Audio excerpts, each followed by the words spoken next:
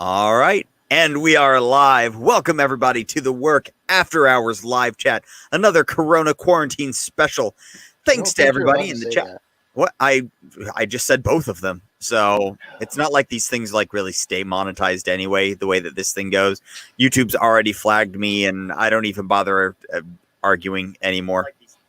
But hey, everybody, how's it going? Welcome to everybody in the chat. We've already got Kathleen in there, Professor Pistol Pete's in there. I thought there were a couple more. Oh, Manny Things is in the house. So with me tonight, I've got Builder Shooter. Hey. And Humble Marksman should be joining us a little later. I think we're going to find out. I'm not 100% sure, but we'll kind of play that by ear. But hey, how's everybody doing? Everybody still staying sane and able to get out? How locked down are you guys? Because like here in Indiana, we're locked down, but I mean, probably I'd say a good 45% of people are still working. I would say that's Lafayette, Indiana, not necessarily all of Indiana. Like that's a good point. Indianapolis is more locked down than we are. That's good. Indianapolis is locked down, but Indianapolis is really the only like major metropolitan area. Fort Wayne's pretty big, but yeah, I mean we're doing good. We're just making smart decisions at this point, I think is more the goal. But yeah, just kind of curious how everybody else is doing. If you guys are like fully locked down. Hey, Reload Rap is in the house as well as G-Man. How's it going, everybody? We're just trying to get along here. I'm working from home, so this is actually both my YouTube setup and my work setup. So I spend a lot of time here, and I'm pretty sure my wife is trying to figure out why the hell I'm willing to come down here and spend 2 more hours sitting in this chair. But it's not the most comfortable chair. I did get a new chair. Did I tell you? Hour and a half. Well, we'll see. Did I tell you I got a new chair? This one spins. Nice. I can't get back. Okay. Yeah, this one spins. The old one was just like a stool. This one's a bar stool with a back on it. So it's almost comfortable, but not quite. I am in a tent, Pete.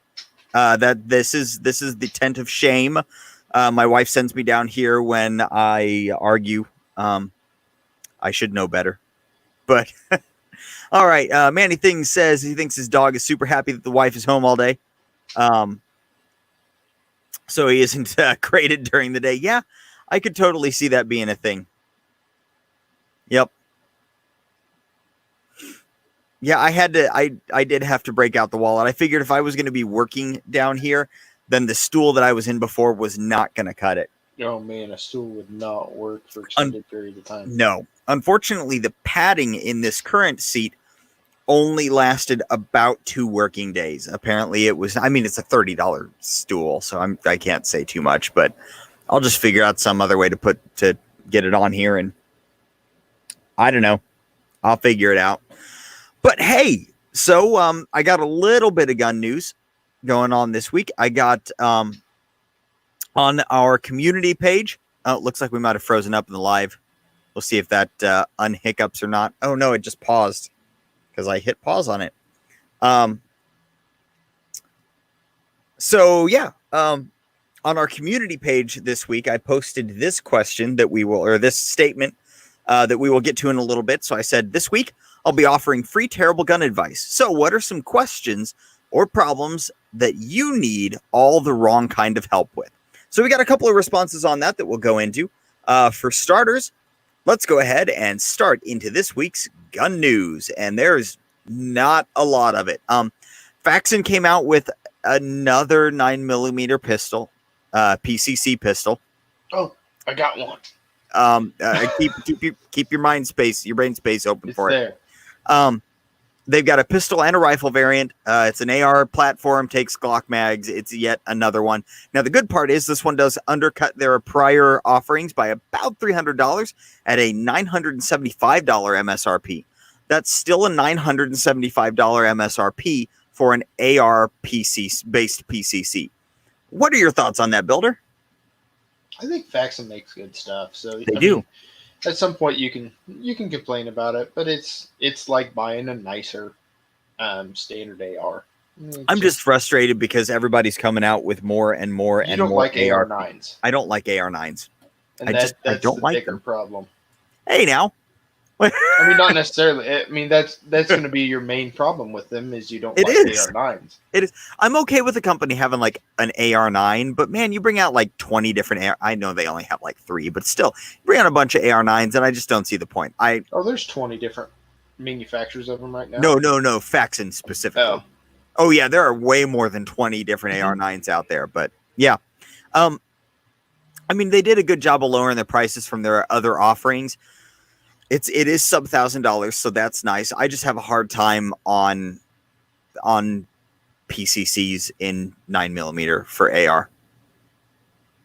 Okay, next up.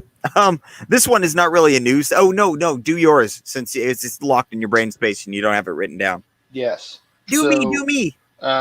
Recoil Web posted on Instagram this morning a new Aero Precision PCC. Ooh. Oh, right. Yeah, I sent it to you. Which Aero Precision, in my opinion, makes a high quality, a very good quality item at a more budget friendly price. They do. Aero is my current favorite AR manufacturer. They are too. I would consider them a mid grade option. Maybe I'm wrong. They're a great value. They're a great value. Yes. You get a lot of AR for the money that you're spending on it. Yes, but they have, and I don't know that they've officially released it yet. This is just Recoil saying that they're coming out with these offerings, but it's going to be a rifle and a pistol, and it's going to be 9mm, 45, and 10mm, which I think a 10mm AR9, I guess, AR pattern gun would be in a pistol platform would be a pretty healthy little PDW. I think that'd be a pretty nice little truck option or whatever. Wait, which millimeter? 10. Yeah, the best millimeter. And see, so PCCs in 10mm are legitimate options. Now, mind you, I have a PCC-ish. But if you're going a Stribog in 10mm, I'd be a happy camper. Oh, absolutely. Even I would go for a Stribog in 10mm. That would be a badass gun. Really quick, going up to Kathleen. She asked, would you get a 9mm carbine before an AR? So I already typed out my answer, but I'm also going to say it. It depends. It depends on what you want. If you're buying it specifically for USPSA, PCC, or to just play with, 9mm AR is fine. It's going to be fun and enjoyable. Right. If you want it for any other reason, like self-defense being one of those, an AR should be your first choice. I would go get an AR before a PCC. I think this is personally, I think every household should have an AR. So that's just, and I mean, even people who aren't like, within reason, builder. No, that's not what I'm disagreeing on. I think that every household should have an AR in 223, and because of that, I think that should be, if you're not buying it purpose-writ, like if you're just getting it to have something with a longer barrel, with a longer reach, 223 is going to win in my book. What do you say, Builder? I think and this is just comes completely down to personal preference.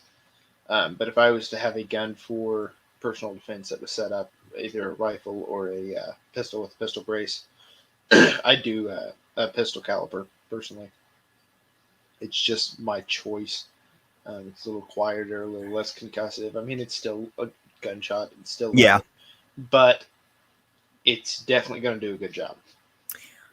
So home defense with the 223 or 5.56, it's tricky because, as Builder just said, the 223 is going to be more percussive. It's going to be louder. As far as wall penetration goes, realistically, a 223 5.56 round is not going to go through a whole lot more wall than a 9mm. It'll go through. The main advantage to that, in my opinion, is the fact that you shouldn't get very much wall penetration because it should go through a lot of soft tissue first. Right. Yeah, so 223s, that's actually the military's primary complaint with that round, is that it has no penetration power. Like it's a person or nothing. You can't blast through a wall with it. You can't Whereas like AKs, that the 7.62 by 39 can and does. Now, the 7.62 by 39 pokes little holes in people rather than the 5.56 223 just utterly obliterating any tissue. But you know, you kind of give or take with those 2 rounds. But yeah, 223s aren't known for penetrating through multiple walls. So Manny says, get 75 grain spear gold dot for home defense AR ammo. I've not looked into home defense AR ammo a whole lot. I'm going to, because my I found with the 1-in-7 twist in my AR pistol, it does not like 55 grain very much. It'll handle a few of them, but specifically, I have a bunch of tool ammo, and it does not like it. We're talking 4-inch groups at 50 yards. I successfully have 2 ARs with 1-in-8 twist. Yeah, both of mine are 1-in-7. I will never get another twist rate if I can help it. And if I do get another twist rate, I'll find a new barrel for it, because the 1-in-8 is just, in my opinion, the best overall twist rate that you can get. We got another question. What do you guys recommend for a first AR? Builder? If it's a build, I would go with an Aero build. If it's if you're going to purchase a complete rifle, I'd probably recommend like an M&P 15 Sport. That's a pretty solid build gun. I agree on both of those. If you're building and looking for components, Aero is not a whole lot more than you're going to spend on crap like Anderson, but it is mountains and mountains better. Aero is a legitimate AR company. They make good products, strong products. If you're buying and I guess there should be a caveat. This is sub $1,000 for the buy new. This is actually sub $750 for the buy new. If you're just trying to get an AR to have an AR, the M&P Sport 15 is the best of the low end ARs. You look at other companies like, let's see, who are some of the other low ends? Well, DPMS doesn't exist anymore. Palmetto. Palmetto is about the most. SIG. The SIG the M400 tread is a legit gun. Mm-hmm. But what most people lean towards is the Palmetto State Armories. And Palmetto, the problem with Palmetto is not the quality. There too. Give me just a sec. Yeah. The problem with Palmetto isn't the quality of their parts. It's the quality of their assembly. When you buy a Palmetto, you need to go back over it. There's a high likelihood that you will find non-staked fasteners or not fully tightened fasteners. Gas keys, they tend to not get gas keys on straight. So with the Palmetto, you got to go back over it. I've not heard a lot of bad about the Sport 15s from Smith & Wesson. It's just a solid entry level. Let's see. Are you talking about? Well, there's honestly just so many. I mean, there's there really are. M&P Sports. There's the SIG Tread. There's the Ruger. I know they make a base model. Yeah. So the problem with the SIG and the Rugers are both of those have minor parts inside them that are proprietary, especially the Ruger. Okay. Which, if you're just buying it to have an AR, totally acceptable. You're never gonna have to deal with it. Wyndham has been around forever. Wyndham used to be Bushmaster.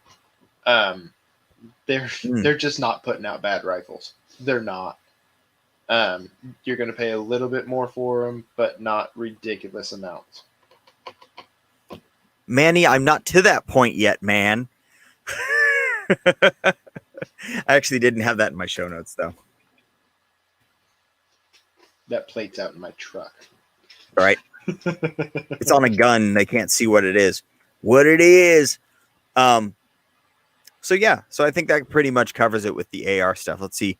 Reload Rap says Ruger. The Ruger rifle, my brother's got a Ruger rifle. I've looked at it. It's solid. I don't know a whole lot about it. I haven't shot it yet because he got it like a month before all this crap went down, and we just have not had a chance. We've been a little busy lately. So, let's see. Michael said he went with the Saint Edge for his first rifle. Note secondhand F Springs or secondhand F Springfield. Amen, man. That is, yep, good call. I have no problem with people buying Springfield secondhand. They're not bad guns. That's the frustrating part about Springfield. Well, except the XD lines. Those are shit. But despite what Humble says. But, like, I still think Springfield makes some of the best lower, like, entry-level 1911s. They're just Springfield good. Makes some of the best. I mean, not custom level, but higher end. Yeah, I guess midline. Yeah. Because I guess low end. If I had to choose between a Springfield and a Kimber, there's no doubt in my mind that I would be picking out a Springfield. If Springfield hadn't pulled their crap and I didn't have a kid named Remington, I would have had a Springfield instead of my Remington R1. They're good guns. Mm-hmm. At this point, though, I'd think about a Rock Island. Yeah, there's nothing wrong with a Rock Island. No, especially their not the finish higher is end terrible. one. Everybody knows that. Hey, their slide finish and frame finish and everything. Speaking of finishes being terrible, are you re-Cerakoting that one? I wasn't planning on it. Okay, I didn't know. I don't think there's anybody around town doing Cerakote right now, so that's probably a good call. I leave it ugly. Okay, I'm down with that. That's a sleeper. I like it. Anyway, May, I haven't seen Harry in the chat yet. He's he liked something on Instagram a little bit ago, but I haven't seen him in the chat yet. Reload Wraps as a 1 in 12 A1 M16. That's a classic. Yeah, but what projectiles did that thing work with? They shot 55s originally. But well? Yeah, 55 is about the highest end you can go on a 1 in 12. I honestly don't have a problem with the 1 in 9. It's a very consistent twist. Yeah, 1 in 9 isn't bad. It's just 1 in 8's the best. Yeah. My 1 in 7s do just fine. Everything but tool ammo shoots great out of both of them. Yeah, but all I shoot is tool ammo. Right. My biggest complaint with 1 in 7s is I really want to get a couple boxes of those Fiocchi 45 grain flex tips, but they're just not going to work in 1 in 7. I think I have those. They're over there somewhere. That's why I was looking over that way. Did you notice 55s? But yeah, are they? Oh, maybe they are. I don't know. They shoot really nicely though. Hey, Lynx Defense is in the house. How's it going, man? I'm still using your bag. I've only made it to the range once though. But that thing, guys, if you have a chance and you're looking for a new range bag, Lynx Defense is. I kind of love it. I slept with it the first night. I just had it next to me. Just kind of had my arm around it a little bit. My wife got a little jealous, but the bag made it through the night. Okay. Yeah. Last chat, you asked what I took my stuff in the range or to the range in. And I never really thought about it. I just grab ammo cans and stuff like that.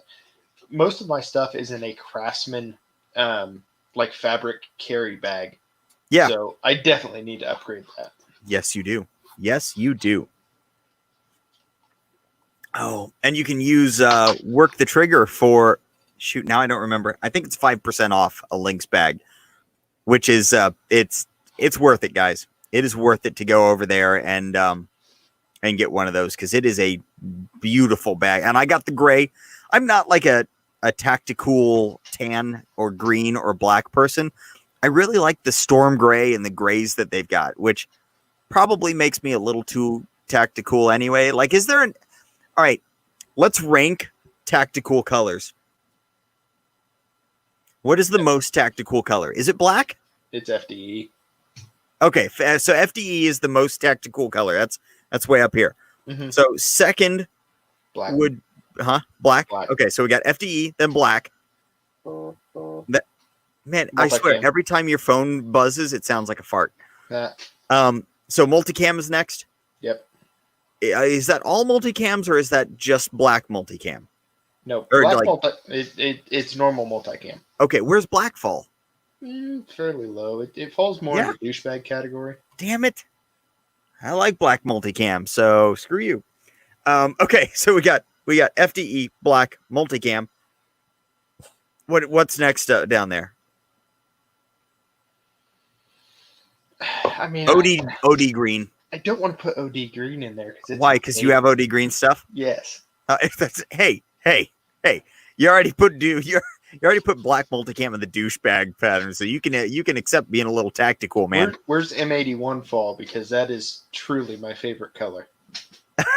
that's over there in the douchebag category with me. It's way down deep there. Okay, and Manny Things is saying the same. I like Manny. Right? Hey, look at that. Oh, Link's Defense has black multicam sitting around. They might have to make into something. Send him a black multicam bag, and then I will acquire the other one and sing your praises. I see how you're doing. I see how this is going. I have no problem with gray. I mean, I'm not arguing with this idea at all because I would ditch the gray for black multicam in a heartbeat because black multicam is life. Or if you send a black multicam and an OD green thing, and whatever. So I posted up a question on the community board a little while ago about if you guys would be interested in seeing hydro dipping because I really want one of my guns to be black multicam. I'm so scared to hydro dip. I know, me too. What happens if it goes wrong? Like, do you just like wipe it off or sand it off really quick, or are you just boned? You get, like paint thinner. Okay, take it off that way. Then why are we scared? Let's do this. Let's rock this. It just costs a hell of a lot of money, and no. So the reason that I haven't done it yet is because I hate. Hey, Harry's is in the house. How's it going, man? I hate fully stripping guns, but the SIG is so easy to pull the fire. Yes. No. Yes. No. You don't think the Legion should be black multicam? Maybe. It just needs to happen. I think you should start with the 783. 780. Oh yes, yeah. That Remington that you own. But I don't. About. I know it took me a second. Actually, but that's relatively easy to undo 597. too. That's not even funny. If I do that, I'm burning it. Ooh, the black multicam came in yesterday. Nice, good timing. See, everything happens for a reason. So, all right, let's go on to our next news item. If I can find my stuff. Okay. So this one, I don't know if you've heard about this one. The Warrior Poet Society, John Lovell, has created his own. You don't like him? I don't care. I like John, but anything. Okay. So he created his own streaming service, the Warrior Poet Society. Oh no, I don't remember what he called it. Anyway, I think that's what it is. The Warrior Poet Society is his streaming thing. So I'm not 100% sure how it's going to roll. I didn't watch the whole thing because, I'm lazy like that. But apparently it's going to cost money to get on this thing. It's going to cost $80 a year for like an intro. And then it's going to, Pistol Pete says he banned him. And then it's going to go up to like $100 a year just to watch videos on there. So what are your thoughts on that? On like a privatized streaming platform for AR-15s? It's $100 per year for access to No, hard pass. So Harry says IV8888 tried it years ago.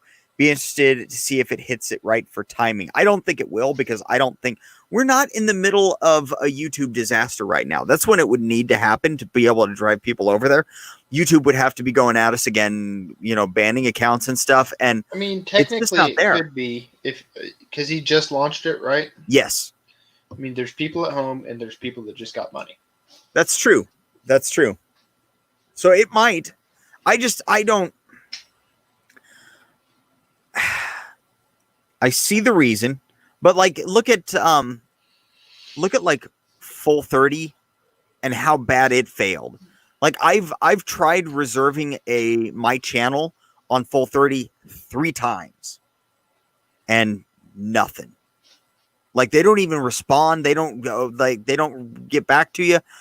I don't know why some people I think Tim from Military Arms Channel, he's got a hand in Full 30, so he keeps pushing it. But it's like, if you guys aren't going to open up and allow other creators in, then what the hell is the point of it's just your private video network. Tactical Toolbox uses it because he can actually post his the build videos. Builds. Right. And I think that's pretty cool. which I would love to do, but they won't let me because they won't actually approve my account. Like, what do you have to do to get an account over there? Because he's a pretty helpful guy. That's a good point. I've talked to him a few times now. I like him a lot. He's a good guy. He's got good build. His teeth look funny. He's got an underbite. Yeah. He's got a slight underbite that I can get over that. We could be friends. We'd hang out. I was really hoping to be able to go to NRAM, which we would have been leaving for in approximately 6 hours. Oh. I know. We would have been leaving in 6 hours for NRAM, and I was, because I had already talked to him about meeting up there for a little bit. So Harry says Lovell has extremely loyal fanboys. I could see that, but I don't know if it's going to be enough to be able to sustain an entire network. Oh, the Jaeger service kind of flopped. It did. There's a lot of guys going that route, and I just don't see the point of it. See, so the problem with YouTube is the same problem that we have with Glock. Is in order to unseat or have a viable alternative, it's got to be legit, better, and different. And nobody is trying legit, better, and different. Everybody's just trying to copy. So until somebody can come up with a better way to do the video thing than YouTube, then nobody's going to succeed. And it stinks, because YouTube can just sit there and kick us all in the balls, but we're just kind of along for the ride, Right. Michael says, I'm not a fan, but I'm paying $80 for a Disney subscription. I'd rather save the money and take a class. Yeah, I'm with you, man. Like, if I'm going to spend $80 a year on something, it's going to be something that my whole family can watch with massive amounts of stuff in there versus getting a weekly video from John that I don't watch all of his stuff anyway. So Harry says Amazon, Netflix, or Hulu would have offered a YouTube alternative for it to work. Someone with an existing customer base. And I think you're right there. They probably could pull it off. But at this point, YouTube is so big, it would take such a gigantic, massive amount of capital to do it. And I just don't think the advertisers are there. They're comfortable. They're comfortable where they are. So, okay, one last bit of news. He says he sees the owners are hipsters. We are, Pistol Pete. We are hipsters. You know why? Because those of us who have been in CZ for a while were there before it was cool. Yeah, Greg, that's what's cool. Well, that's you had one before I did. Yeah. Greg, as Builder said, Builder already mentioned that they released it right when the stimulus checks came out.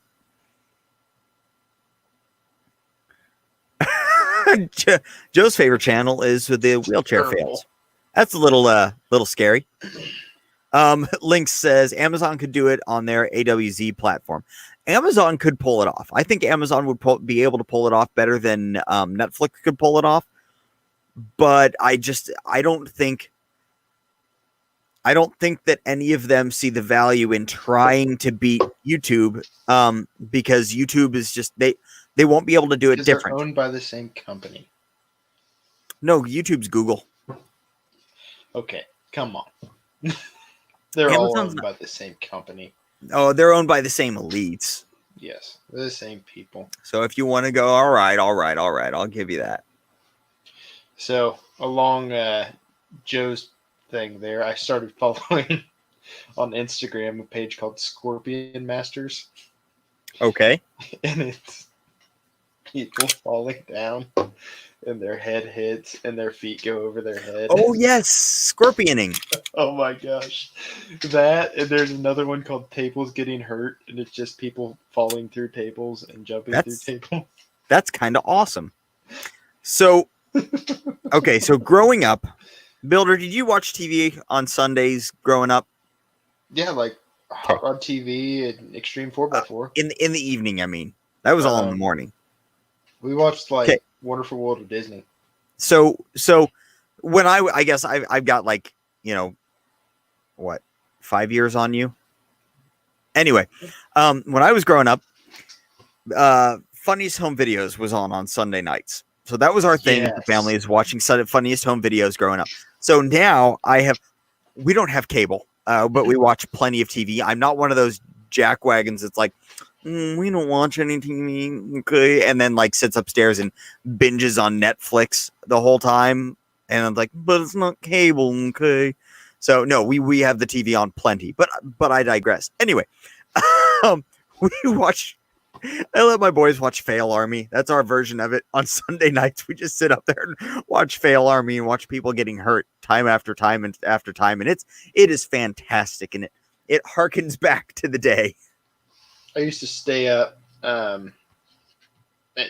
during the weekdays and stuff in high school, and I'd sit in the living room and watch America's Funniest Home Videos, and I would consistently wake my parents up because I would be laughing so hard. And then one night you accidentally stayed up too late, watched Unsolved Mysteries, and never slept again. No. No, you know better than that. I know better than that. All right. Our last bit of news this week is that C&H Primary Weapon Systems, I think that's what it is. C&H anyway. They came out with their version 4 plate for basically all of the optics ready offerings this week. So it was like yesterday morning at 10 a.m. actually. So what the new plates are, traditionally speaking, you've got, I don't have a plate right here. Traditionally, optics plates have like the front mounting lugs that they all have. And then in the back, it's the fastener going straight down into the plate. So the plates have to be thick enough to actually have enough threading for the fastener to screw into. You've got to be very, very specific with your fastener length so that you don't drive through and hit the bottom down underneath it. And on top of all of that, you also, you just have thick plates. So what they did was here's what I was going with that. And on top of that, you're putting shear force into the fastener itself. So shear force is when you have two slidey things, and fasteners aren't made for that. I mean, if you think about it, fasteners have a bunch of cuts in them, and they're really, they break really easily along thread lines. So what they did was they took the fastener, they made it a smaller diameter fastener, and put in a T-nut instead, a steel T-nut, to be able to spread the load from the lugs in the front. And now essentially the fastener areas are acting as a secondary set of lugs. So all the fastener itself is doing is pulling down on it, holding it onto the lugs so that any of the reciprocating force by the slide going back and forth is actually transferred into those lugs. It's done two really cool things, in my opinion. It allowed them to minimize the depth of their plate. So the plate's a lot thinner by about half. And then it also allowed them to come out with, and I'm not sure how I feel about this one, with a polymer plate. So they actually have plates made of polymer. They're 3D printed. And they're using these T-nuts to actually go down into them and be able to spread the load on a metal thing rather than just like plastic lugs. And you have actual metal threading in there. So, Builder, you have actually installed one of these. What did you think? Mine's metal, right? Yes. Okay. Yeah, it's steel. So I installed one of these. We got one from C&H, and I put it all together with a Holosun 407C on it. They sent two sets of screws, one for an RMR, one for a Holosun. The Holosun screws are a little bit shorter. They sent me two sets of RMR screws. So I was in a hurry. Kids were getting ready to wake up from their nap. So I just set it aside, put my MOS plate on, put the 407 on. Got about, I want to say, 2 spins on each screw mounting the 407 to the MOS plate. Went to the range that day and shot it. Both screws worked themselves out. One of them was gone into eternity. The other one was very loose. Whoops. And no, I did not put thread locker on it. I should have. I was dumb. Came home, grabbed the RMR screws for the C&H plate, shaved them down. And when I got it all put together and everything, I probably got 6 or 7 complete rotations of the screw going all the way down. And the plate aesthetically looks better because it fills the gap between the front of the optic and the slide, the front of the MOS cut. If you hold both of them in your hand, it feels better, if that makes sense. Like you can kind of feel cheap metal and good metal. It just went pretty well. My filing skills aren't the best, so getting the screws started in the T-bolts after or T-nuts after I filed them down was a little difficult, but it worked out pretty well. So there you go. And if I can do it, literally anybody can do it. You are not that inept. Come on now. I shot the MOS plate, or shot with the MOS plate, and before I went, I texted work and I said, got this all put together, but I'm a little self-conscious about it. I said, you're going to mount my real optic. And I went to the range, came back, and I was like, you're mounting my real optic. Like, this is I love dumb. How wait, like, all right, so one thing I do have a question. You said both of the screws backed out. My optic didn't go for a fly, did it? No, one of them was still on there. I thought one of them was still on there. I'm just checking, man. I mean, it's like my backup. So right now I've got 3 optics. I'm waiting for Applied Ballistics here in town to get the ability to get my 4th one. So we do have I've got a 508T that I'm going to get. That's what's going to go on the P10C. But I've also got a 507 that was on that'll eventually be going on something else. And then Builder's got my 407. So I've got it's my backup, but still don't want to see it fly away, especially not if you're putting rounds downrange quick, because I've seen an optic take a bullet. They don't fare well. You're muted.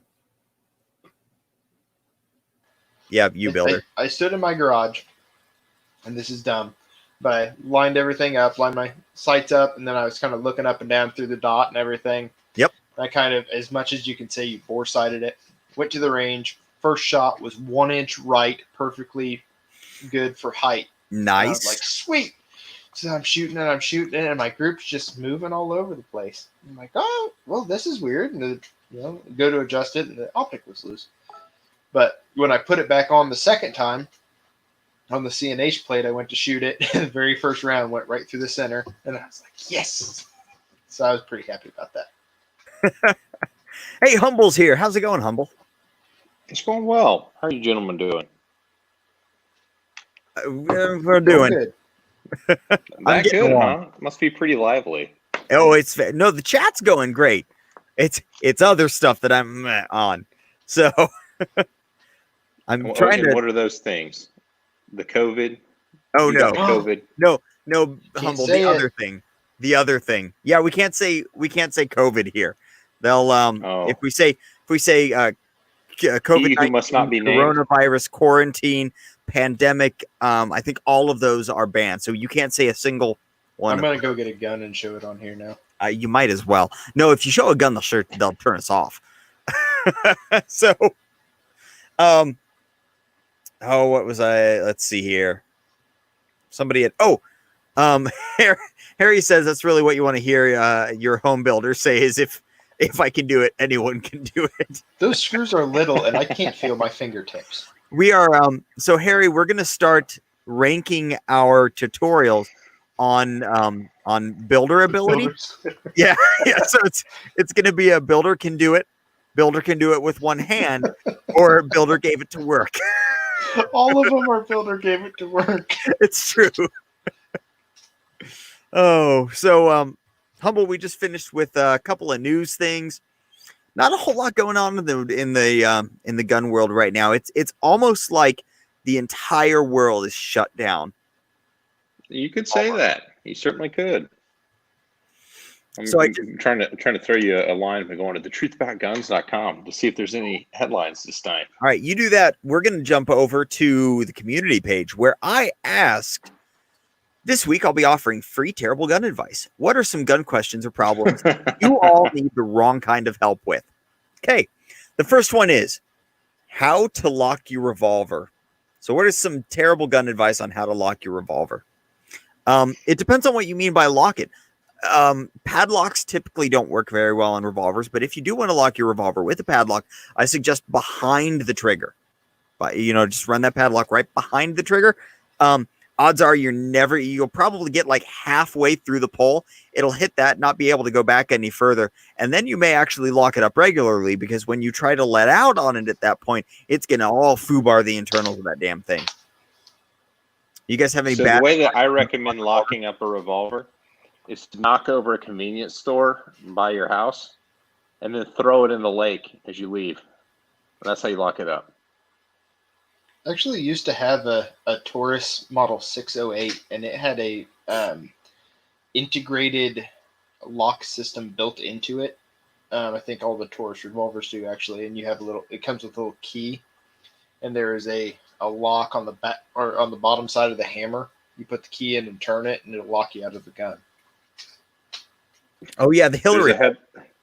There's a headline on T-Tag that Prince Harry to stop hunting shooting to please his SJW wife. Nice. So that one is the worst. So going back to Mr. Excitement's question, this is not a terrible gun advice question. It says, was it Mr. Excitement that asked it? I answered it in the chat. Yeah. Okay. So Builder's got a Sightmark Wolverine. I've got a Bushnell. Which one is this? I never remember. TRS 25. TRS 25. This is a nifty little optic, but it does need a riser. It co-witnesses in its normal form, but you got to really get tight down there. We're talking about optics for a Strybog. I currently have on mine a Meprolite Pro V2. Good dot. I like it. A lot expensive for what it is. It's an expensive dot. It's nice. I've actually got a review for it coming out next weekend or next Friday. So, if the TAC Ultra review is coming out this Friday, guys. So keep an eye out for that thing, because that was a fun one. I love that gun. I do too. Another option I would say is a pretty good option, being that I just bought one and I'm absolutely in love with it, is the Holo Sun 403. Just a good little dot. And honestly, for a Strybog, you can go. Yeah, 403. It's a rifle dot. You wouldn't like it. Oh yeah. What are those? Honestly, you could run a 407 or 507 on it, and you would be a happy camper too. Mm-hmm. The Bog is made for you can run anything on there. I wouldn't recommend a magnified optic. I wouldn't even run a low power variable. I would run a fixed 0 power dot on it, or 1 power, I guess technically. So, all right. Yeah, Humble's not a long gun guy. He got excited. He thought I was listing off some new model. He did. Yeah, I did get excited. Well, you know who does have a new dot that is potentially exciting is the Burris Fastfire 4. Ooh, oh, you have my attention. What is it? Let me pull it up. I can't screen share because I have you on my phone. Burris Fastfire 4. Here, let me bring it up really quick. It's a bigger version of what they've done before. It's also the cost reflects it as well. It looks like it's a Romeo 3XL size almost, and it has a detachable shroud, so you can have it be fully enclosed like an aim point potentially, but it's removable, so you can run it like a reflex if you want to as well. Okay. I reached out to them to see if they would be so kind as to hook a brother up, but they have not responded to my. I wonder how that shroud would hold on under recoil from a pistol. Is this that full shroud you're talking about? It's made. Yeah, it's made with. Yeah, it attaches with two. I think it's two. The pictures on the website are trash. I think there's at least one screw, maybe two at the back that hold it in place. Yeah, it's actually on the rear face. You would see it if you were behind the optic. Okay. Yeah, I don't know how that's going to hold, but honestly, this is. Do we know what footprint it sits on? I think it's probably the Fastfire footprint, if I had to guess. Is it? Okay. Hey, you never know. They may have. I mean, let's see. Hold on. There was a question earlier on their little website. The Fastfire 4 fit on the Fastfire 3 base plate. Yes, they called burrs, and so the attachment pattern is the same. I just read that. So that's potentially interesting. The Fastfire 3 was one of the more reliable. Is way more reliable than Vortex and costs about the same.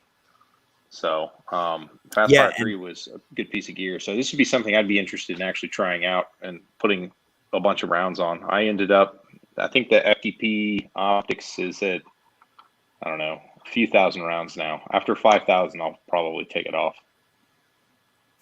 I am hoping beyond hope that Hollison comes out with a competition dot in the next 6 months.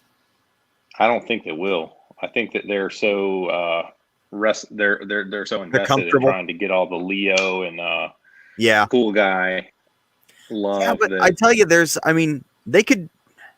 Well, I think to get a good competition dot, they would need to up their emitter strength a little bit. Needs to come out with a better dot too. They do. I expected a lot of this stuff at NRAM this year. Since SHOT Show was such a letdown as far as this kind of stuff goes, but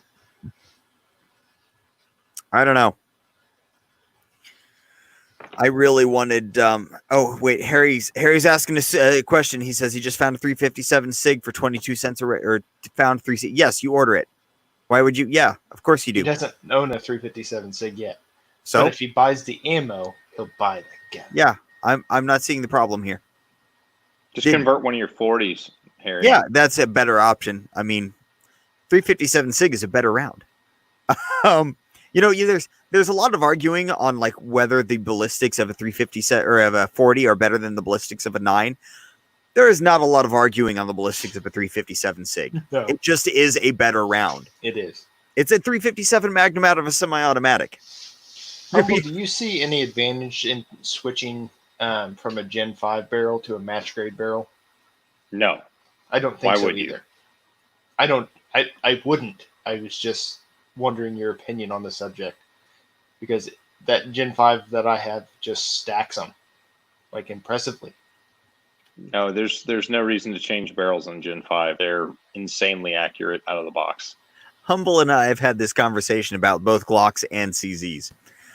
It's almost sucks because now you don't have an excuse to get that titanium nitrided barrel other than the goal. So like if you show up with a Gen 5 Glock or like one of the CZs with a titanium nitrided barrel, everybody knows that you just did that for the looks. Unless it's threaded.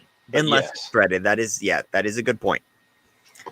But yeah, I mean, it's...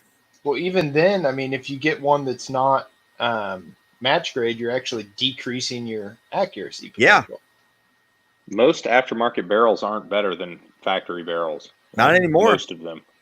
Not even anymore. Like on Gen 4s, most barrels weren't improvements. Gen 3s, the match grade barrel I put in my Gen 4 was, we actually just shot them side by side. It is every bit as accurate as my Gen 5, but it was a match grade barrel. There's a question in chat. Did I use a non-stock plate to mount my optic? The one with the SRO is using a CNH plate. The one with the Alpha 3 on it is using a Seymour plate sold by Seymour. And the one with the Delta Point Pro on it is using a MOS plate. And the one with my Hollow Sun on it is using an MOS plate. But I'll probably change it out for a CNH plate. How much are Delta Point Pros going for? $380. Too much. Whatever they're asking, it's too much. Damn I it. don't know. I'm trying to figure out. So it's really hard to find the conversion plate for a Legion right now. So my options are the SIG Dot or a Delta Point Pro. There might be some on Brian Eno's board for cheap. And actually, I take that back. I found some Springer ones. I just don't like the Springer ones as much. I mean, they're going to work great. Don't get me wrong. CNH doesn't have one? CNH, they don't have them in stock. They've got a plate, but they've been out of stock for a month. And he said a couple of weeks ago that they'd be in stock in a week, and they never came back in stock. So, but I want one with a rear sight groove in it, and they're the only one that I know of with the rear sight groove. Springer stuff is fine. I mean, it just costs money.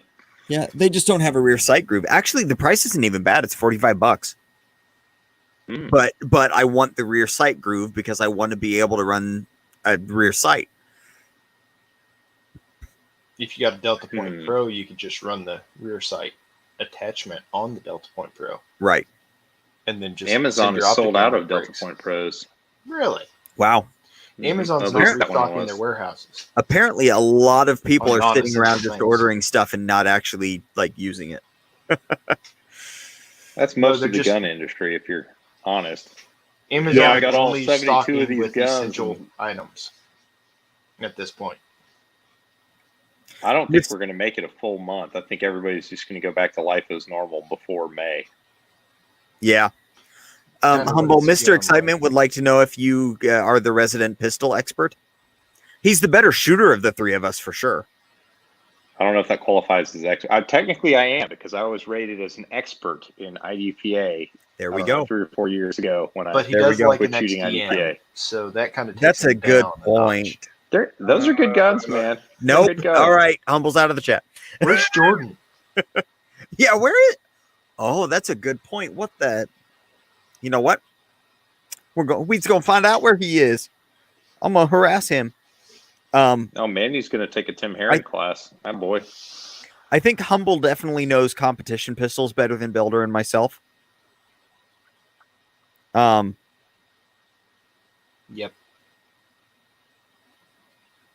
Oh damn! Bald and Curious one up to me. He's a master in IDPA. We need to be asking Bald and Curious these questions because he is the master. All right, next week on the live chat, Bald and Curious. He also has a much more amusing accent than I do. He does. It's true. Is it Australian? Is it South African? Is it Eastern Europe? We don't know, but it's Australian. He's from Australia. I know he is. He's a big fan of the Wallabies. So Kathleen asks, best cheaper optic. Okay. If you are looking for an optic, there are only like 3 choices. Okay. It's if you don't want to spend $400, Holosun. If you do want to spend over $400, you've got your choice of an RMR if it's for carry or an SRO for competition. That's it. There you go. You got 3 choices. The Romeo 3 Max and the Romeo 3 XL seem to be popular as well, but those are pretty hard to find right now. But are they good? The quality of the dot and the quality of how it looks in the glass is fantastic. Okay. Whether they hold up or not, these are Japanese That's made, my so question. I don't know if they hold up. That's my question is if they hold up, because I don't care. Like, as far as look goes, meh. But they got to hold up in my book. And the SROs, the RMRs, and the Holosuns are all, especially the RMR and the Holosuns are tanks. The SRO is just it's a good competition optic, nice big screen with the ability to sustain lots of rounds through it like an RMR does. Like if you tossed an RMR internals onto something with the glass size of like a Delta Point Pro or one of the Romeos, then that would be on the list too. But they're just not, the Delta Point Pros and the Romeos just can't hold up to the fire like the other ones can. So, but yeah, that's pretty much it. Oh, Holosun, what model? That would depend. Humble would say the 407 CO. Yes. My personal preference is the 507. Builder's got a 407 right now. It's just a dot. So if you like just a dot, there's no reason to get anything else really. The CO is going to give you a big dot. Essentially it's a bigger dot. Yeah. And then the 507 is going to give you the dot and the thingy. But I like the 507. I'm actually getting to throw it in. The Holosun I'm going to buy, Holosun, is the 509T. Yep. So that's the enclosed emitter. And my next Holosun is going to be the 508T, the titanium version with a slightly different profile of the 507. So that's it. That's about it. But really, in my opinion, those are the only 3 that you should look at this point, because your money's not going to get wasted on any of those. You're going to get your value's worth of money out of them. Mr. Excitement, especially that 407A3. I wrote that in the chat. I mean, you can get one of those for $169 right now. with free There we shipping. go. So Mr. Excitement says, y'all a fan of the P10s? I've been thinking about picking up a P10F and adding it to for something new for me. So here's the thing with the P10. It's a great gun, but it may not fit your hand. If you've got like medium to small hands, you're good. If you've got big hands like beast mode Humble down here, with whose hair is way too long right now. I look like it a is. hippie with all this hair. I think all of our too hair much. is long. To be fair, mine's way too long, guys. But if you have bigger hands, your length of pull is going to be off, and the trigger is just going to hit your finger in the wrong spot, and it's going to be hard to pull it straight back. So, I mean, if you've got medium-sized hands, here's what you do. Go to the store, pick it up. If it fits and you like the way it feels, get it. Because if you can run it, it's a freaking awesome gun. Humble, would you agree? Yeah, if your hands fit on it, it works pretty good. I'm not a huge fan of the trigger. Like everyone, I love the trigger. Loves the trigger and adulates and it's so great. It's the best. It's the same as basically every other service pistol trigger in its stock form, in my opinion. It's creepy. It has kind of an artificial hard wall. The shape of the trigger isn't my favorite. It's kind of got a hump to it as opposed to a more like flat across the face, not like just a straight leg trigger, That's but true. It has a little hump across it. I don't like that as much. So it is, in my opinion, I mean, it's a quality service trigger, but it's not exceptional. It does depend. It's better than the M&P, but it does also depend on how you like your triggers. So, for instance, I like my triggers with a little bit to take up, a hard wall, and a crisp break. Humble likes his triggers more of a rolling break, where you don't get the wall, you just roll past it, right? Oh, I'm okay with both, but if you're going to do the wall, then I need a good wall, and it's kind of a mushy wall, and like it's like a stock Glock trigger, which has a mushy wall. In stock form, yeah, I would put it at probably like 30% better than a stock Glock trigger. I would say it's better, but I personally don't find it like it's in the same arena as a stock Glock trigger. It's not like a competition grade trigger or a highly refined trigger. It's just you're right. It's stamped sheet metal dragging again, but it is often, in my opinion, oversold by a lot of people who say it's just the early P10Cs had different triggers that were a little bit nicer. Some of them did. Maybe that's what it is. I got an early P10C-ish. It's a hard comparison comparing it to a Glock trigger too, because in my little bit of experience with Glocks, none of them have had just a very similar trigger. Some are better than others. Like, especially like this Gen 5 that I just bought, its trigger is shit. It's not a good trigger, which is fine. I'm going to replace it anyway. Work pulled it. It's got a whole lot of creep, a ton of creep. A lot of creep, a lot of grit. It is squishy. See, but that being said, it still shoots fine. It's just his P10F has a lot better trigger than my 17 Gen 5 does. Yeah, it does, and it's until I get an Apex, and then I'm going to kick his ass with it. I think the P10 trigger is quite a bit better, but again, it's not a competition trigger, so don't get a P10 and expect like utterly amazing.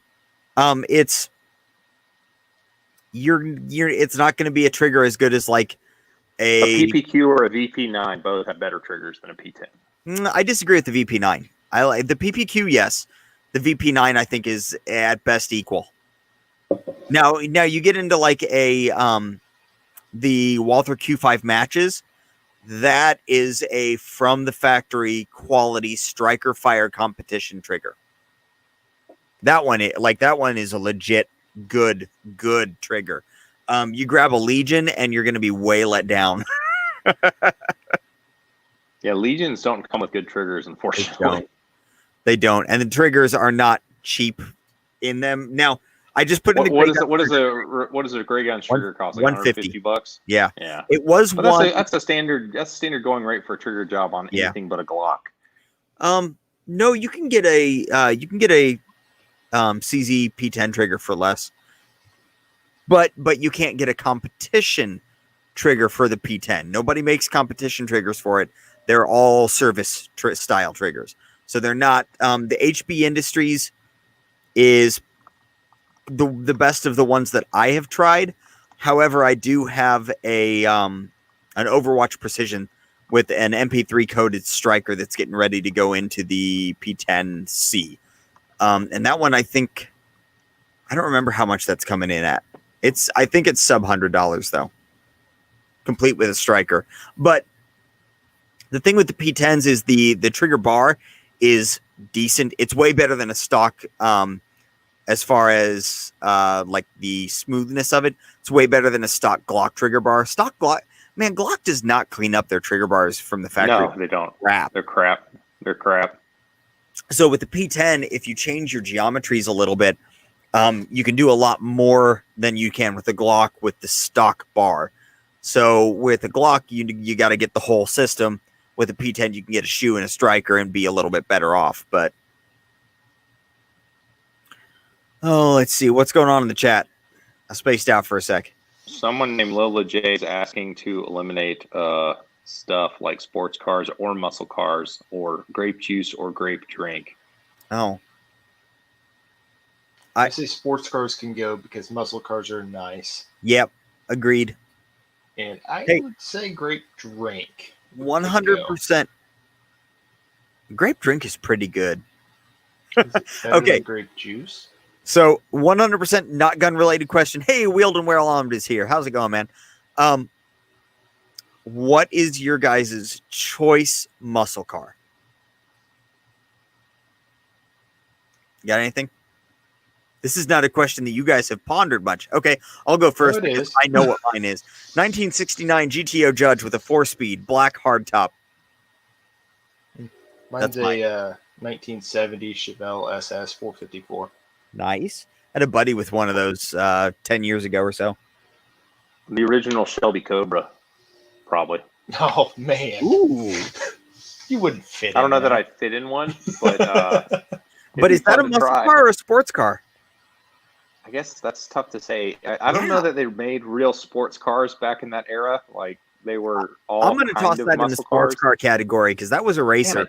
If you play Gran Turismo, you can race that in the muscle car races. Oh, that's bold. Oh, hey, there you go.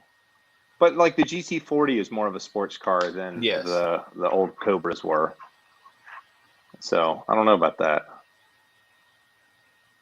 But I don't know. I mean, do you consider a Corvette a sports car or muscle car? Sports car. Yep. Supercar. Even the old ones that couldn't handle for shit? Yep. Okay. They couldn't handle for shit, but neither could anything else back in the day. I do like Big Johnson's like comment. What do you say? A 70 CUDA. Shelby. Because that would be sick. Yeah, my dad actually had a 69 CUDA. My dad had a 67 Firebird. My grandpa worked at the Plymouth dealership in town. My dad had a 69 CUDA. My grandma had a Duster. And my aunt had a Challenger. Back when they were all cool. And years later, he was like, yeah, if I had known what those were going to do in the years to come, he's like, we would have kept every single one of those. That's a retirement plan right there. Yeah, right? No. And my uncle had a Chrysler 300. It got caught on fire, though. That's not a retirement plan. No, it's not. Yeah, he got out of that one with someone's help. So, okay, back to guns. We got another question here for terrible gun advice. So Kevin Tiemann says, I'm not a big fan of holstering my gun. I just carry it in my hand. What gun would you recommend for me if I prefer to just, toss it on the floor, out the window, etc., when I'm not in the mood to hold it anymore? Must have 2 characteristics. Must retain its awesome kick-ass cosmetic design after the tough treatment. And he would prefer that it doesn't accidentally discharge when dropped. But mostly he's concerned about the cosmetics. I had an answer for this, and I spaced what it was. Before he throwing it out the window and that kind of stuff. Yeah. Just walking around with it, I was for sure going to say a Thompson Center Encore pistol in 35 Remington. But now I'm going to say a Thompson Center Encore pistol in 35 Remington with an RMR. Okay. I think the correct answer is a LCP in Muddy Girl camo. Oh, That's the right answer. that's okay. Yeah. Because it's Yeah, not too big. People won't notice it and freak out because it's small and it's camouflage. That's true. That's true. So, Hey, Lock, thank you much for the super chat. It is acceptable that you're late. My answer is going to be with the Luago alien. yeah, because he needs $5,000 because I hate money. Well, I mean, if you've got $5,000 to blow on it in the first place, then you're probably not going to mind too much when you have to buy a new one after you toss it out the window and it snaps that front pin. And the top just flies apart. Humble's going to be following your car around, waiting for you to throw it out the window. Mine. Plus, I mean, I think that thing could take a lot of beating before it like loses its like cool space edgy look. So that's what I'm going with. I think I'm going with the. Or we could just do I got it. A Desert Eagle. Because no matter what, it's not going to run any better. The Desert Eagle in the first place. It will dent the ground rather than the ground denting it. And maybe in Tiger Stripe Gold. Just a thought. Just putting that out there. Okay, going back to the chat a little bit. Well, links. Okay, so currently we're having an argument in the chat. Harry is asking about spending money on things. Lynx is responsibly telling him not to spend the money on it, and this is unacceptable. Lynx wants him to buy an optic, though. No, he needs both. Both. The answer is both. He needs an EOTech. An optic. It's a Crimson Trace laser. That's all you need. Crimson Trace laser. Boom. Oh, hey, Humble, Harry would like to know what your thoughts are on the Ruger PC Charger. They look pretty awesome. I don't even like PDWs because I think they're dumb. Because at that point you could get a rifle, but you don't like rifles. But yeah, well, if I was going to carry a gun that size because I was that concerned about a threat, you better believe I'd grab a rifle. But the PC Charger looks cool enough and small enough that I forgive it for being what it is. And I have a lot of Glock mags, so we can make this happen. Can enjoy it. Here's my question with the PC Charger. Why with the removable barrel? Why put all of that? I mean, I know they built it off of the 22 PC, but they built it off of the PC carbine, which has a removable barrel, so they didn't have to re-engineer stuff. But like, it just seems so silly to go through all that to remove 5 inches of barrel.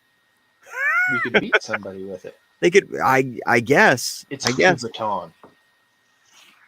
But actually, the biggest thing that I think would be a benefit to that is getting a longer barrel and being able to switch between a 16-inch and a 5-inch barrel. That would be kind of nifty. All right. Yes? You sound thinking there. No. I mean, I'm not going to spend. I think they're like, I don't know, $650, $800 or something. I'm not going to spend that money.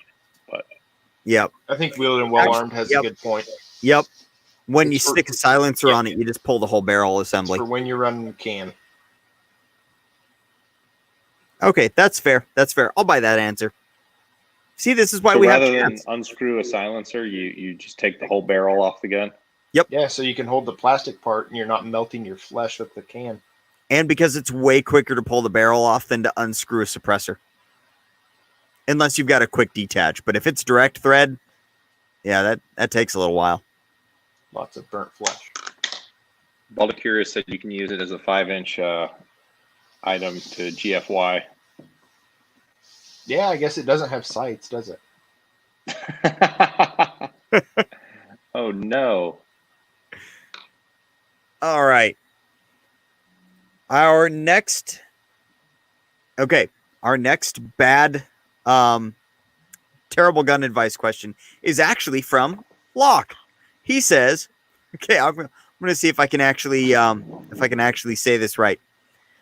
How to, the number 2, get GIT, good, GUD, at shooting while looking good doing it. Okay, so here's it. Step 1, get boobs. Step 2, push them up to your chin. Yes. Step 3, wear tiny clothing. Okay. Step 4, point gun. Step 5, pull trigger. And step Hit slow motion and zoom in on step 1 when you do gonna it. say, hire Lucas Bodkin to doctor your film, your shots, your video to make it look really good. So that's my answer. So you need Lucas Bodkins and boobs. Pistol naked. That's concerning. I would say you shoot. You don't show anybody your targets. You shoot as fast as you can, and then you speed it up, so you look like you're shooting even faster. So that's what everybody does on Instagram. I know this isn't the answer you're looking for, and I'm not shilling right now, I promise. But on Patreon, I have a supporter who wanted to do correspondence coaching, where I would look at his videos on a weekly basis. He would send me stuff. I'd send him tweaks and personal videos and stuff and back. And I'm honestly amazed for a 60-year-old man what he's doing, or I don't know how old he is. He's over 60. How fast he is. I mean, he's working for it. It's not just like I'm giving him these golden nuggets and he's, going and shredding. But dude can do like a 1-second draw now, and he's in his golden years. And his El Prez is about 6 seconds right now. Wow. And he's getting better. So I've been amazed to see how this guy has been able to just make refinements and through his own hard work yield good results. So that was really impressive. But that's not what this guy was looking for. that was way actually too serious. It was too serious. I apologize. Bringing down the tenor of the chat there. I need to work on my draws to get them down to 1 second, but first I got to talk Harry into getting me a holster. I still don't have a holster for the Legion. It's homeless. Poor guy. Don't feel too bad. I don't have one for the TAC Ultra yet. Yeah, that's right. And you've had that way longer than, well, you've not technically had it way longer, but we've had it way longer. But it has a bunch of fun, giggly parts. They're not on it yet, but they will be. It has a box full of them. Hey, Gray Notes here. How's it going, man?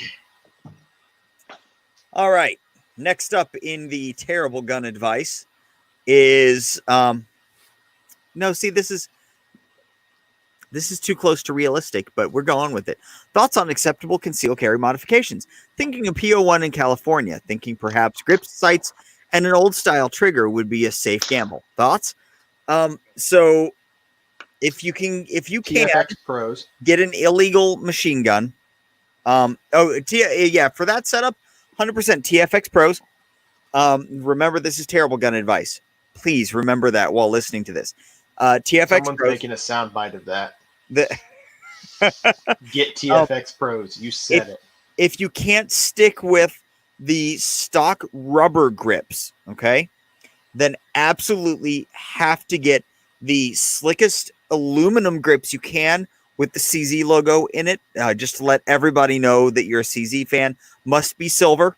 As shiny as you can get them. Polished silver aluminum grips with the CZ logo in it. If you can't go with the stock rubber ones. Let's see.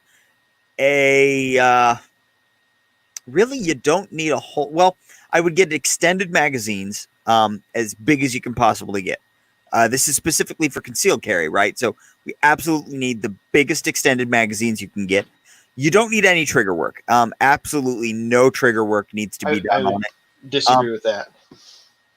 If I had a personal suggestion in there and you had access to a Dremel, I would say go ahead and remove the trigger guard. So you get to the trigger faster. Okay, there we go. So I have been proven wrong.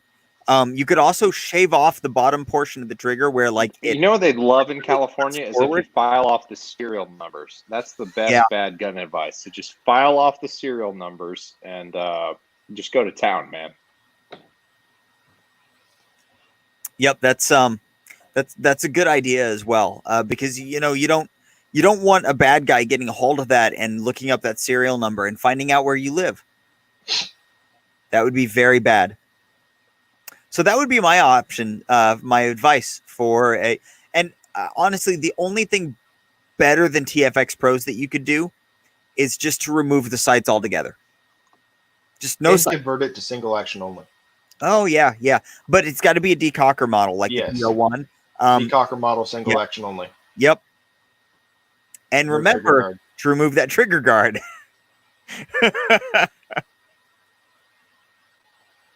Michael's asking how the sight. This is a real question, mind you. How are the sights in your P01 holding up with the P07 front sight, or the P07 night vision front sight? Man, I can't talk right now. So currently my P10 does not have a dot on it. So my P07 has been my EDC for the past week. P01. And yep, that one. My P01, the P07 is not here anymore. So my P01 has been my EDC for the last week, and I love that sight setup. It is a really nice front sight, draws your eye in really quickly, and it lines up really well with everything else. Point of aim, point of impact is exactly as it was stock. The extra like 0.5 millimeter high wasn't noticeable. It's within my own margin of error as far as shooting goes. So it's been great. It's stayed on really well. One thing you have to remember is that I did drill the cross slot hole. So with that cross slot hole drilled in there, that thing ain't coming out. You know, as long as your roll pin's not smashed, it's not coming out. So it's working great. I love it. And I'll keep running with that, and I'll keep telling people that that's my preferred sight setup. I know other people, Humble, really like fiber optics from Dawson. Dawson makes some heller fiber optics, but I prefer this setup. So, oh yeah, Manny Things reminded us to make sure that the trigger return spring on that P01 that we were talking about is broken. So just break that trigger return spring. That way you have to manually reset the trigger. It's no longer a guessing game as to when it's going to happen. That way it'll be a predictable reset every single time. Yep, absolutely. Kathleen says, I got to look up this glow dome thing. I've heard a couple of things about this, and I have no idea what it is.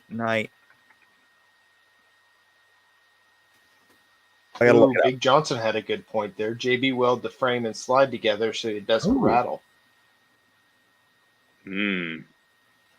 Oh, okay. So it looks like the glow dome. What they've done is they've actually put in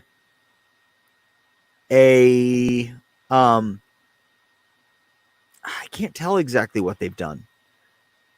Essentially, the tritium is at night is lighting up the plastic, like the rubber around the cup that the tritium sits in, as well as the tritium itself. So the front sight ends up being a slightly thicker, bigger dot, which actually is kind of nice if you're dealing with the three rubber's dots. Like luminescent. Yeah. So not a bad idea. Now I run figure eights, but that'll help you know. Well, you know which dot is which on figure eights. It's kind of hard to see the front sight when the rear sight's above it, but but yeah, it's not a bad idea. I don't think if they're charging more money for it, I wouldn't bother. But if it's the same money, then I don't see any problem with it. What gray note video are we going to? I'm lost. Yeah, but Kathleen, I believe that it's brighter in low light. I've not noticed a whole lot of brightness issues with mine. I'm running the CZ Custom rear and the night vision front. They're about the same. I could see the night vision on that one being a little bit brighter, so the glow dome being brighter might be nice. But what is a glow dome? Y'all keep talking about glow domes. Yeah, that's what we were just talking about with the luminescent. What is that? So the night vision front sight is a tritium rod, and then it's got like a luminescent rubber or luminescent rubber around it. So the tritium basically is acting like your flashlight, lighting it up. So at night, the tritium rod glows as well as the quote dome of the rubber. Oh, sorry about that. That's pretty innovative, I guess. Yes, but, it's something different. I like that kind of thing. Yeah, I like the night vision sights. I think they make good sights. I was just mad at them because they pushed the the release of the CZ sights off by about 4.5 months after taking all of our money. Hey, Lynx Defense, thanks for the super chat, man. Have a good night. Sounds like you're heading out, so actually going to follow Lynx out because I got to be up in about 7 hours and I still got a shower tonight. So that is fair. You guys have a great rest of your night. All right, you too, Builder. Catch you later, man. See you guys. So we got a couple more of our terrible gun advice things, and then we'll probably come shut it down for the night. We've been going an hour and 20 so far. So actually, we just have one more, and that is from Sigman, who says, what red dot are you going to put on your X5 Legion?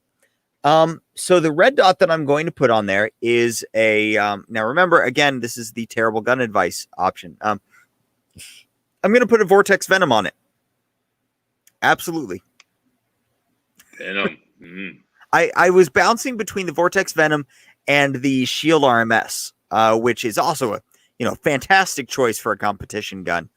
But I went with the Vortex because I don't like consistency, and I want my optic to not function and to break if it's tapped on anything. The RMS, the RMS it's a little too consistent for me. I feel like under fire, it just wouldn't fail quite soon enough.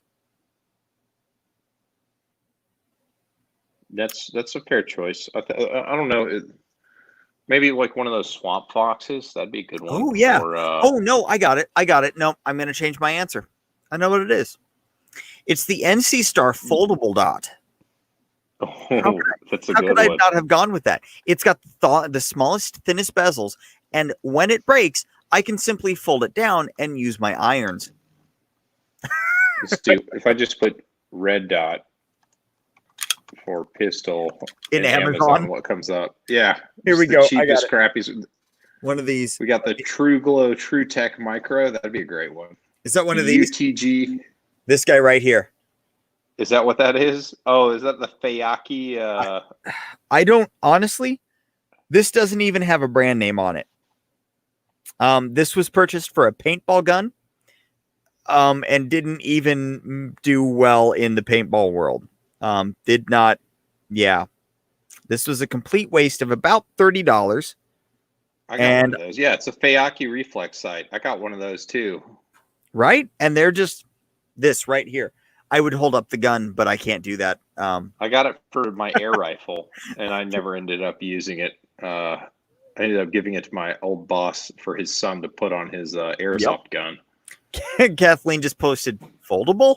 Yeah, Kathleen. So NC Star came out with a dot with like the window folds. It folds down. I have you seen anybody run that thing? No, I haven't either. Like, not even as a joke to buy. I should tactical cheap shit that. Romeo ones cost $240 now. Yeah, but that won't fit on my. I don't think that'll fit on my Legion. Yeah, I can't. It's so dumb they sell those still. But yeah, the ADE, that's another cheap one. Everybody's making all these cheap ones now. It's been really hard to like. So the Legions, they actually have done rolling changes on which optics they run out with. I have the Romeo. Which one is it that shares the Delta Point Pro? Is it the Romeo 1 Pro? Yes. Okay, so that's the one that I have, but that's not the original one that they came out with. And they did a rolling change in there. So there's like serial numbers where they've got like the intermix. It's just a big old mess. So yes, Grey Note. I know the Legion's a Delta Point Pro cut. I just don't want a Delta Point Pro. I wouldn't mind one if they weren't Delta Point Pro money, because they're still like up in the $450 range, aren't they? $425, $450. They're about $400. See, if it was a $300 one, I shot my Delta Point Pro this week filming a video, and thoughts? I was surprised how much I didn't mind it. Still, it's a passable optic.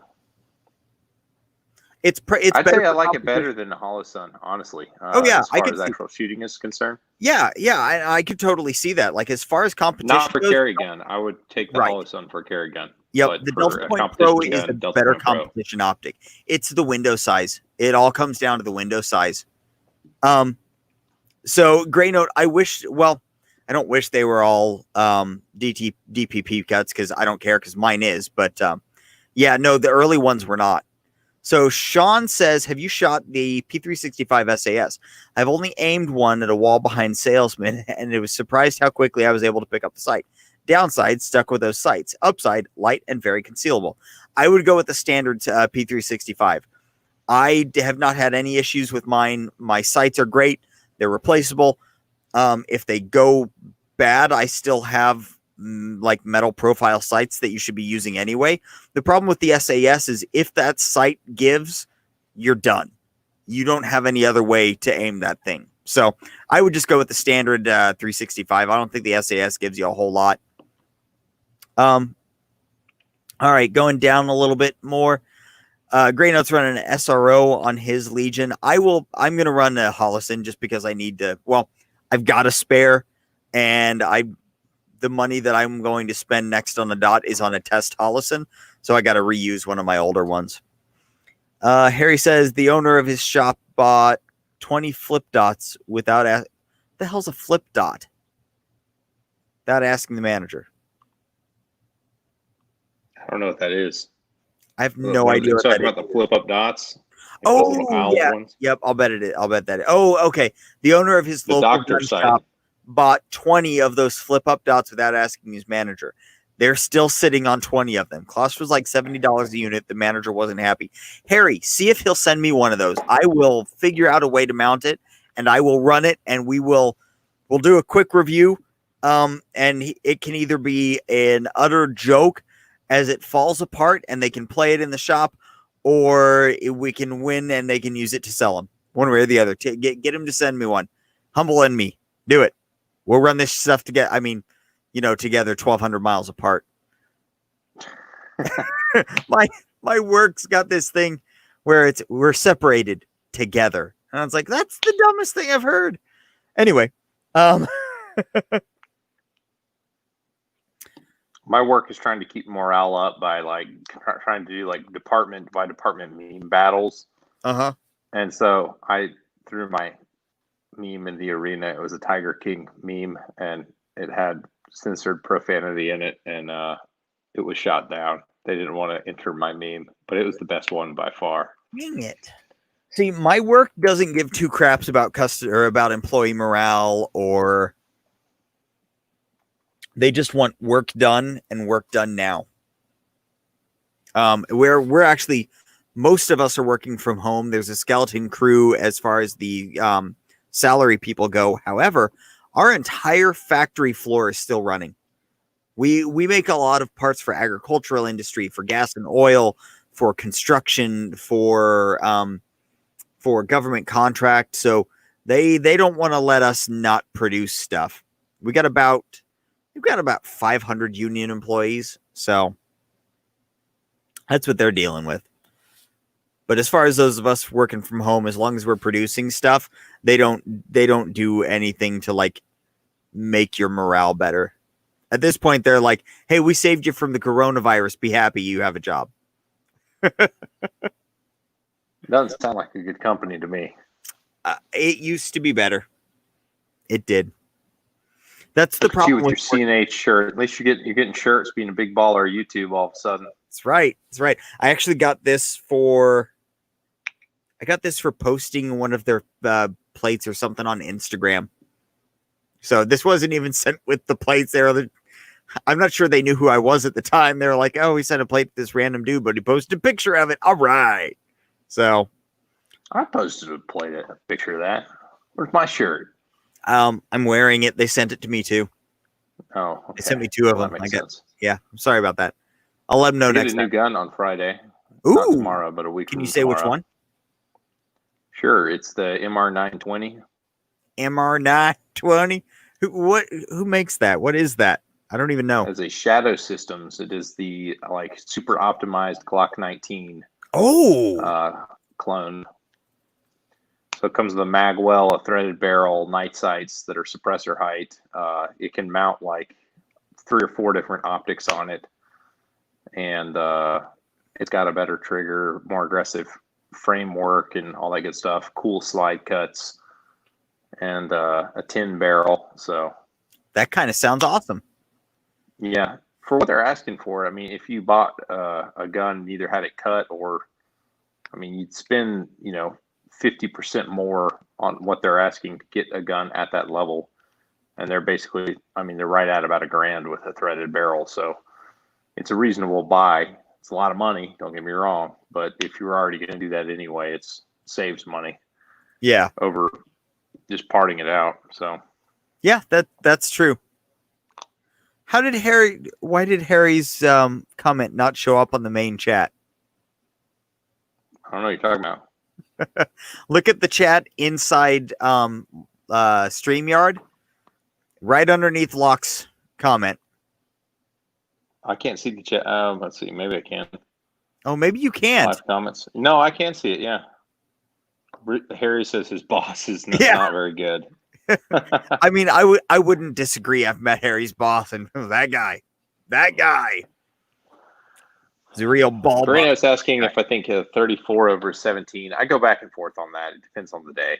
I don't think there is a right answer. I think it's all preference.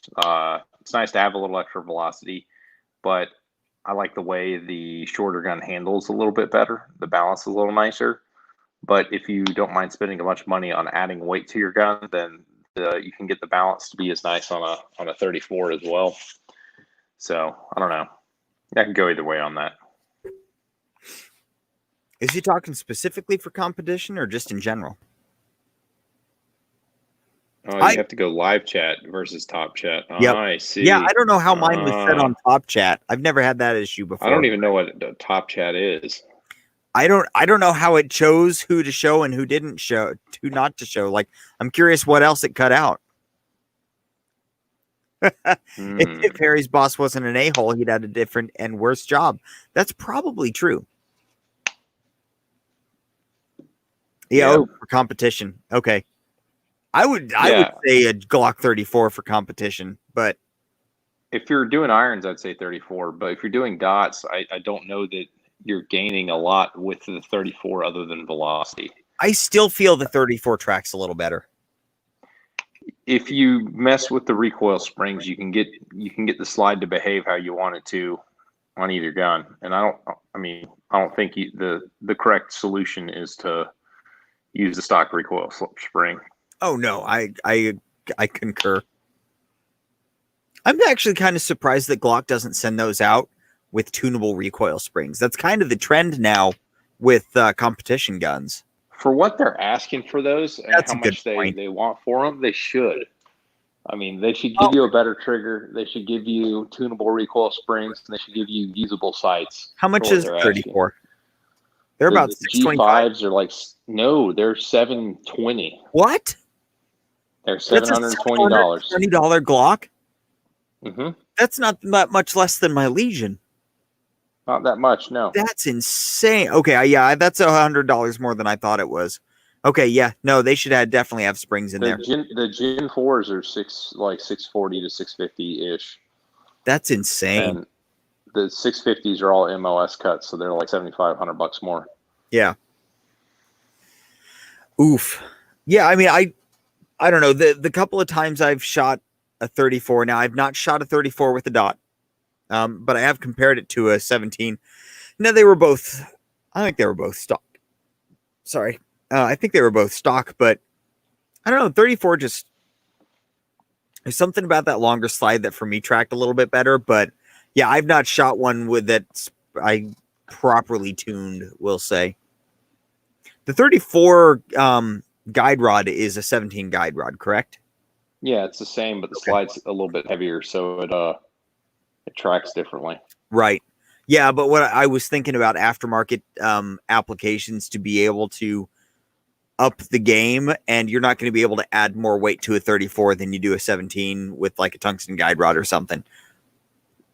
A 34, you can. You can add more weight with an. Yeah, the extended guide rod extends an extra 3/4 of an inch out of the big opening of the slide. Gotcha. Like my guide rod on my competition guns is flush with the end of my barrel, basically. Oh wow! So no slant cut for you. It adds I don't know how much weight it adds over a 17 length guide rod, but it's got to be appreciable. It's Probably about an inch. Yeah, like, and those things are tungsten. That stuff's not light. Nope. How do they keep that from heavy. being brittle and cracking? Because tungsten is a relatively brittle material. But it doesn't make contact with the slide. Okay. It's not like the slide tracks on the guide rod. The guide rod is just there to make sure the spring doesn't bind up. Yeah, but it's flopping around every time the barrel drops. When the barrel drops back, it's pushing the back end of that guide rod down and tweaking it around. I'd actually like to see that in slow motion. I don't know how to help you there. Hint, nudge, nudge. I do have some slow motion video actually. Can I show? Can I? Yeah. Or can you? No, I can't. I can't from the app. No. Dang it! If I was on my computer, I could do it. But yeah, it's not. It's all right. Yeah. What I was you probably already read my post on the making the guns heavier. I did not. Sorry. Oh, okay. Well, what I'm noticing is the balance of the gun starts to matter. Just throwing a tungsten guide rod on it is not as good as throwing a tungsten guide rod and the brass base pad on it. Because that adds weight in the two opposite ends of the gun and makes it settle out. So I don't know. Yeah, by that. I'm to get all bro science on you. It seems like it adds a harmonic or something to it when it just doesn't wobble as much if it's balanced versus when it's not. Right. Anybody know what the guide rod material is on a Legion? Steel, I'm pretty sure. That sounds like it could be an opening for some extra weight.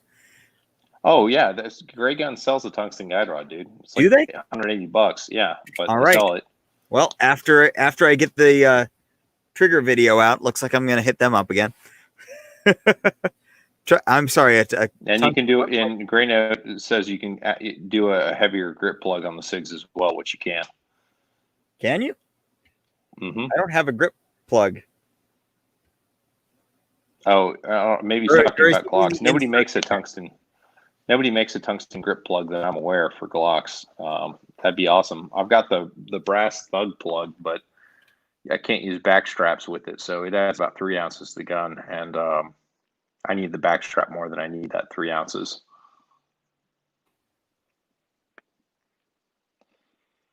But if you don't use the back straps, then the thug plug is a nice bit of weight you can add to the gun, which I would recommend.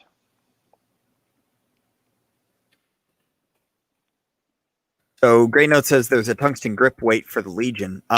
Mine's got a gigantic bar of tungsten sitting in the grip frame. So is that what we're talking about? That's it. Yeah. Okay. Yeah, mine's got that in there. It's sitting in there. No, they make a heavier one. Oh, do they? Oh, do they? I don't know if, you know what? Honestly, I'm not sure if I want the grip to be a whole lot heavier on it. Like the Legion. If you put a tungsten guide rod in, I would recommend upsizing the plug. Okay. Hey, what do you think about the length of pole on a Legion? It seemed fine when I shot it. Okay. It seems, compared to something like a Glock, it seems shorter, or at least it seems on the same size as the small, the like small back strap, or like along the same size as like a P10. It doesn't, because my hand fits it perfectly like it does with the P10. I don't feel like I'm reaching. So I didn't know if you had noticed it or not, or if it felt. It was, I think the tungsten grip from the SIGs is a little short. I prefer a bigger one.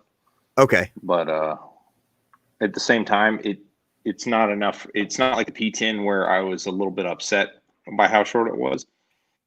But I was laser beam accurate with the Legion, like right out of the box, like day one, shot one. I think the problem between the two, the frustrating part between the two, so the Legion is what it is. It doesn't have removable grip panels on it. So what you get is what you get. The CZ does have removable grip panels, and yet the only things that modifies is the palm swellish on the back of it. They didn't give you the ability to change the length of pole, but they have the system in there to do so. So it's almost like typical CZ. They get like 3/4 of the concept spot freaking on, and then they drop the ball at the last minute. Yeah. I still like them, but they do frustrate me quite often. Yeah, they're nearly brilliant a lot of the time. You know, I was thinking about this today because somebody asked me in a comment. He's talking about CZs and all that stuff. And he's like, blah, blah, blah. And I was like, the TSO. And I was like, the TSO is the best gun that CZ makes, in my opinion. Like, if you think about all the things that go wrong with CZs, the TSO is immune to most of them. Yeah. The trigger return springs on the single action guns don't break. So it works great. It shoots great. It's super duper accurate. And I was like, that gun is that. Like, I don't have anything bad to say about the TSO other than it comes with badass. It comes with IPSC magwell and IPSC base pads on the magazines, but that's about it. Yeah, I like them, but it's just there's a lot of spots that they could do better. They should hire us as the Checksmate. The worst part about the Checksmate is the damn price. Holy crap, that thing's not cheap. I've got a buddy back in Georgia who's trying to tune up a Checkmate to mess around and open with, but I don't know why you'd spend that much money on a Lark. He's pretty happy with it, but he's having a hard time getting ammo to work for it. So, random question. I could take my Legion, right? I could get a smaller slide, run a flush length comp on it. So it'd be the same length as my Legion with a comp on the end. I could put the magwell back on and run that thing in open. Yeah? Yeah, if you've got you can do comps and magwells and open on any gun. It's fine. Yeah, because that would be kind of badass. I really like the setups that they run on those where like they kind of like your 43-ish thing, but like where you shorten the slide and basically make it a shorter barrel, and because you don't need a longer barrel necessarily. Now it is still running 9mm in open, which is not the smartest thing to do, but it costs way less than a real open gun. And I could go. Yeah, Grey Note's asking about the Ballesteros, and yes, the Ballesteros is about $4,400 is what Pops paid for his, which is a hell of a value in the open gun space. You missed it last week. We were talking about if we could spend, how much was it? I think it was if you could buy any one gun, what would it be? And mine was the Trinity Honcho, the package. Really? Yeah. Well, I mean, shoot, how much gun can you get for that much? Like, that's a lot of gun for the money. Yeah, you're getting like 4 guns for that price. Exactly. So I kind of found a loophole, I guess, is really what it was. It's not a bad choice. No, I didn't think so. A couple of guys said the Luago Alien, which is a cool gun, but I'm still not sold on that thing. I've not seen it anywhere nearly enough to tell if it's like, I don't know. I'm just nervous about it. It's such a new concept and design. It makes me nervous to spend that much money on. But yeah, it's definitely cool. Don't disagree. All right. Well, we're starting to slow down. The chat's starting to slow down. We're losing some people. So let's go ahead and call it a night. As we're babbling, if anybody's got any last minute things in the chat, go ahead and post them up. Otherwise, Humble, where can they find you? You can find me right here on YouTube. And if your live chats are your thing, I've been doing one on Mondays at 9 p.m. Central. But it's all about USPSA. If that thing bores you, then we will bore you to tears because that's pretty much all we talk about. It's a very good chat if you're in USPSA and you're feeling a lot of withdrawal right now. That's where I'm at. I am missing things right now. I definitely wish that we could go shooting. I'm sad. Me too. Okay. And you can find me right here on the YouTubes at Work the Trigger. Also got a Patreon page. That's patreon.com/workthetrigger.